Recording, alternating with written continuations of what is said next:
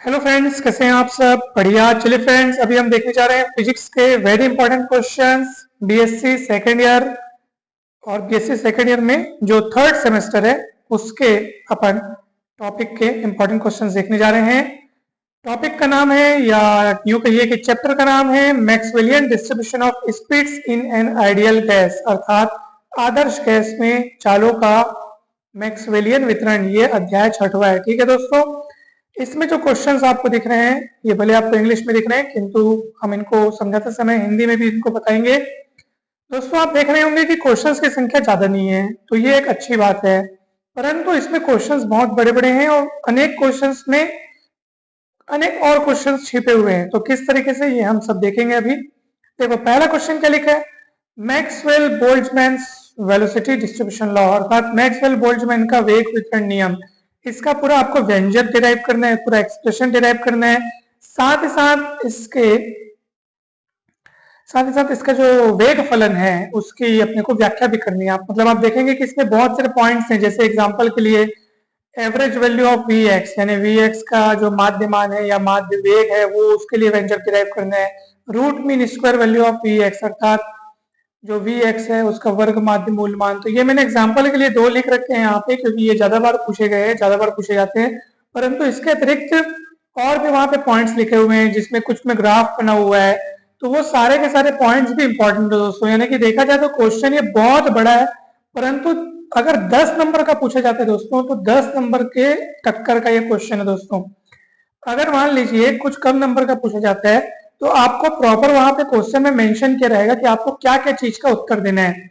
जैसे बोलेगा कि Maxwell Boltzmann velocity distribution law का आपको वेग वितरण जो फलन है या वेग वितरण नियम है, यानी वेलोसिटी डिस्ट्रीब्यूशन लॉ का जो वो है, यानी कि एक्सप्रेशन है, वो डिराइव करने के साथ साथ फिर उसके बाद जो 5-6 पॉइंट्स लिखे हुए हैं, आप देखिएगा किताब में, उसमें से हो सकता है एक आध दो पॉइंट्स को वो पूछ दे।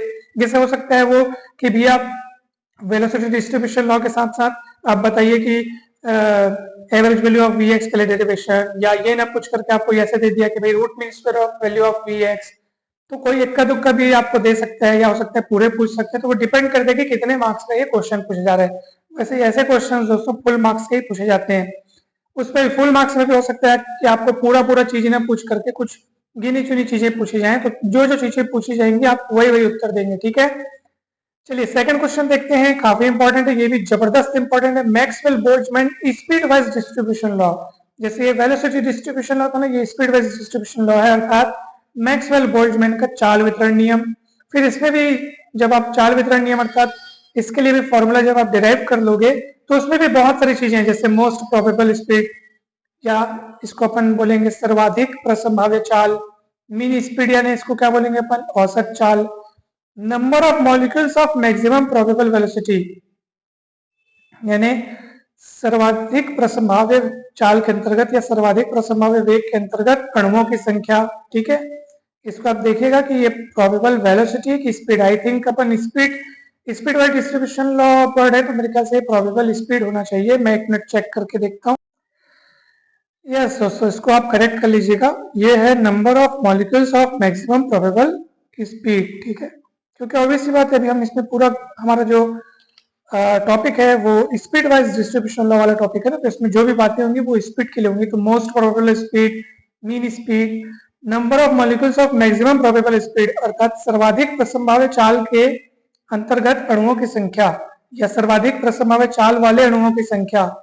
ठीक है, और रूट मीन स्क्वायर स्पीड, अर्थात वर्ग माध्य मूल चाल। ठीक है, तो ये जो चीजें हैं ये अलग अलग पॉइंट्स बना करके दी हुई हैं आपकी किताब में। देखिएगा, जब चाल वितरण फलन अर्थात स्पीड डिस्ट्रीब्यूशन फंक्शन आपसे डिराइव हो जाए, ठीक है, उसके बाद आप ये सारी चीजों के उत्तर लिखेंगे।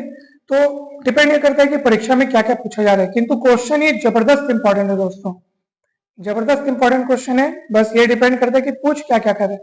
अगर मान लो पूरे 10 नंबर का पूछा जा रहा है या 12 नंबर का, जो भी आपका मैक्सिमम मार्क्स का जो क्वेश्चन होता है, अगर उसका पूछा जा रहा है और विस्तृत व्याख्या करने बोल रहे हैं, तो आप सारी चीजें यहाँ पे उत्तर देंगे दोस्तों। ठीक है, भले आप थ्योरी जो चीज है, थ्योरी को थोड़ा सा अच्छे से एकदम ज्यादा विस्तारित भी ना हो, तो जो उचित है वो लिखेंगे, बाकी आप डिराइव पूरा करेंगे, ठीक है, ताकि आपको पूरे मार्क्स मिल सके। इसलिए इसमें ध्यान रखना होता है कि उत्तर किस तरीके से लिखा जाए कि मार्क्स फुल मिले अपने को। चलिए क्वेश्चन तीसरा देखिए, इसमें नोट्स आपको लिखने यानी टिप्पणी लिखने कहा जा सकता है। Relation between CM, CAV, CRMS अर्थात maximum probable speed, average speed और रूट मीन स्क्वायर स्पीड, ठीक है। तो इसमें रिलेशन आपको लिखने या डिराइव करने कहा जा सकता है, अर्थात आपको क्या करना है, जो तीनों के जो फॉर्मूले हैं, इन तीनों का फॉर्मूला आपको याद होना चाहिए। फिर आप तीनों के फॉर्मूले को कंपेयर करके आप उसमें देखेंगे कि कौन किससे बड़ा है, तो तीनों में एक इंक्रीजिंग या डिक्रीजिंग ऑर्डर जो भी है वो तैयार होगा, तीनों में क्या रेशियो है वो आपको पता चल जाएगा। तो इस तरीके से ये रिलेशन पूछा जा सकता है।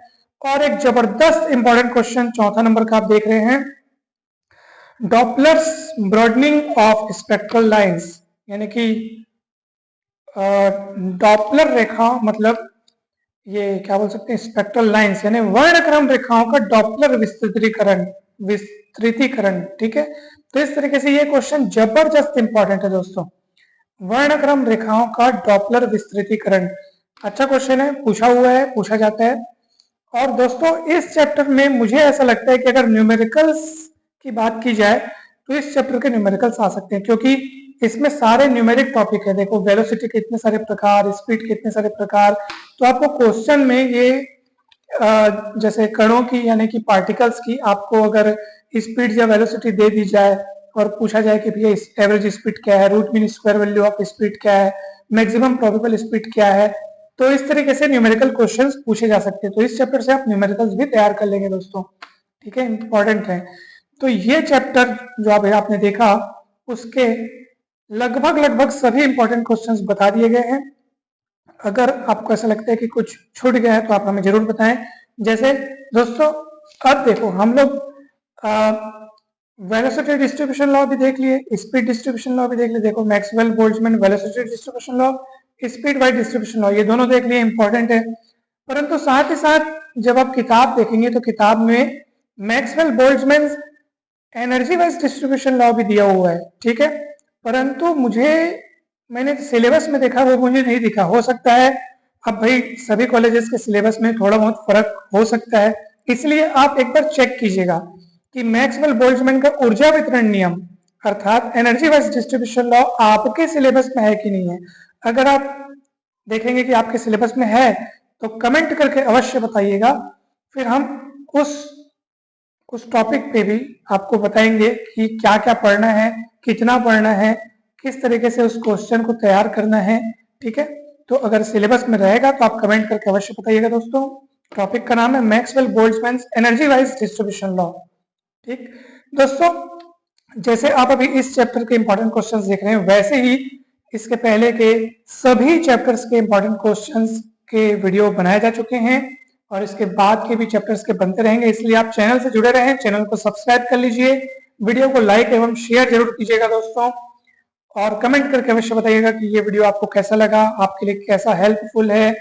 और किसी भी प्रकार के डाउट हो दोस्तों तो आप जरूर पूछ सकते हैं।